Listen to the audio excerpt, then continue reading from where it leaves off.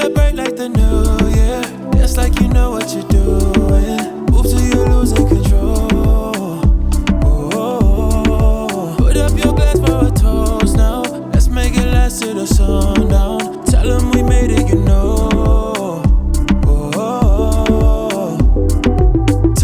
السلام علیکم دوستو، آج کی ویڈیو میں ہم بات کریں گے پاکستان کرکٹ ٹیم کی ورلڈ کپ تیاریوں کے بارے میں کہ پاکستان کی ٹیم ورلڈ کپ جیتنے یا سیمی فائنل میں جانے کی اہلیت رکھتی ہے یا نہیں۔ ٹیم کی خوبیوں اور خامیوں پر بات کریں گے اور بات کریں گے وارم اپ میچ میں پاکستان ٹیم کو عبرتناک شکست ہوئی، آخر اس کی کیا وجوہات ہیں، اور قومی ٹیم کے سابق کیپٹن وقار یونس نے ورلڈ کپ میں شریک پاکستانی ٹیم کو بھارت کے مقابلے میں انتہائی کمزور قرار دے دیا۔ آخر اس کی کیا وجوہات ہیں، ان سب پہلوؤں پر روشنی ڈالیں گے آج کی اس ویڈیو میں۔ ویڈیو میں آگے بڑھنے سے پہلے اگر آپ ہمارے چینل پر نیو ہیں تو ورلڈ کپ کی ہر اپ ڈیٹ سے باخبر رہنے کے لیے ہمارے چینل کو سبسکرائب کر کے بیل آئیکن کو آل پر پریس کر دیں تاکہ نئی آنے والی ویڈیو کا نوٹیفیکیشن بر وقت آپ تک پہنچ سکے۔ تو شروع کرتے ہیں ویڈیو کی ڈیٹیل۔ دوستو، ورلڈ کپ 2023 کے وارم اپ میچز کا آغاز ہو چکا ہے اور پہلے دن 2 میچز کھیلے گئے جبکہ ایک میچ بارش کی نظر ہو گیا۔ نیوزی لینڈ نے پاکستان اور بنگلہ دیش نے سری لنکا کے خلاف یک طرفہ طور پر کامیابی حاصل کی۔ اس طرح اس شکست نے پاکستان ٹیم کی تیاریوں کے پول کھول دیے۔ پاکستان کی ٹیم نے پہلے بیٹنگ کرتے ہوئے مقررہ 50 اوور میں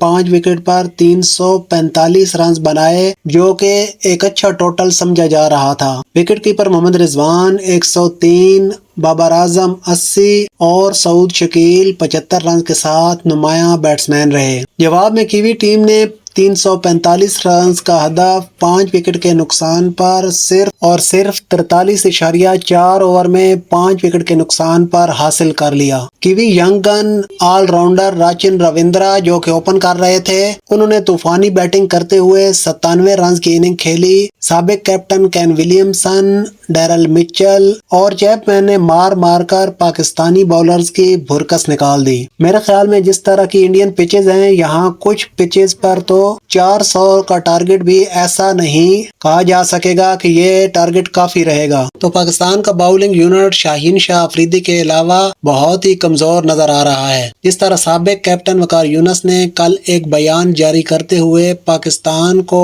بھارت کے مقابلے میں ایک بہت ہی کمزور ٹیم قرار دے دیا ہے۔ ان کا کہنا تھا کہ بھارت کی جس طرح کی تیاری ہے اور ان کی ٹیم جس طرح بیلنس نظر آ رہی ہے، اس کے مقابلے میں پاکستان ٹیم بہت ہی کمزور ہے۔ وقار یونس کا کہنا تھا کہ ورلڈ کپ جیسے بڑے ایونٹ میں شرکت کرتے ہوئے اس طرح کی کمزور ٹیم سلیکشن سمجھ سے بالا تر ہے۔ ان کا کہنا تھا کہ ٹیم کا کوئی بیلنس نظر نہیں آ رہا، جبکہ بھارت کی ٹیم پاکستان کے مقابلے میں کافی بیلنس اور مضبوط نظر آ رہی ہے۔ ان کے مطابق بھارتی ٹیم کا فاسٹ باؤلنگ یونٹ اچھی فارم میں ہے۔ سپنر کلدیپ یادو اور رویندر جڈیجا کی صورت میں اچھے ان فارم سپن بالرز موجود ہیں، جبکہ ایشون کے آنے سے ان کی بالنگ اور بھی مضبوط ہوئی ہے اور بیٹنگ میں ینگسٹرز اور سینئرز کا اچھا کمبینیشن ہے، جبکہ ہاردک پانڈیا کی صورت میں ایک بہترین اور جینین آل راؤنڈر ٹیم کی قوت کو مزید مضبوط کرتا ہے۔ جبکہ پاکستان کی ٹیم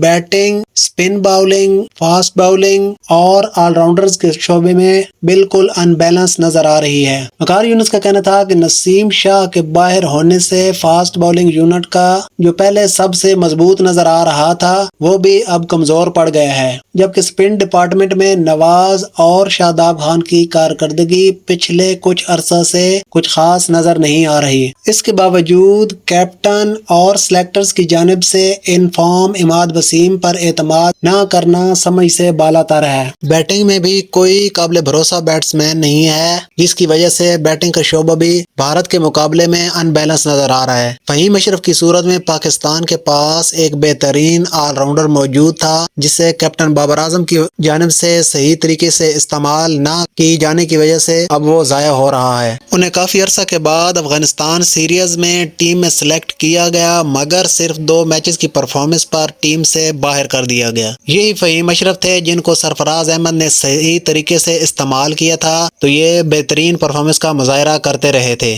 میرے خیال میں شاید ہماری ٹیم ورلڈ کپ کھیلنے ہی نہیں گئی، صرف گھومنے پھرنے گئی ہے۔ تو پاکستان کے اس ٹیم اور کمبینیشن کے ساتھ ورلڈ کپ کے سیمی فائنل یا فائنل میں جانے کے امکانات بظاہر تو بہت ہی کم نظر آ رہے ہیں۔ البتہ کوئی معجزہ ہو جائے تو وہ الگ بات ہے۔ اور کیپٹن بابر اعظم کی کپتانی میں ایشیا کپ اور ورلڈ کپ کے وارم اپ میچ میں کسی طرح کا کوئی دم خم نظر نہیں آیا، کسی طرح کی کوئی پلاننگ اور اعتماد کا شدید فقدان نظر آیا۔ تو دوستو یہ تھی آج کی ویڈیو، امید کرتا ہوں آپ کو پسند آئی ہوگی۔ اگر پسند آئی ہے تو ویڈیو کو لائک، شیئر اور کمنٹ کریں۔ ملتے ہیں ورلڈ کپ کے متعلق تازہ ترین اپڈیٹ کی ایک اور ویڈیو کے ساتھ، تب تک کے لیے اللہ حافظ۔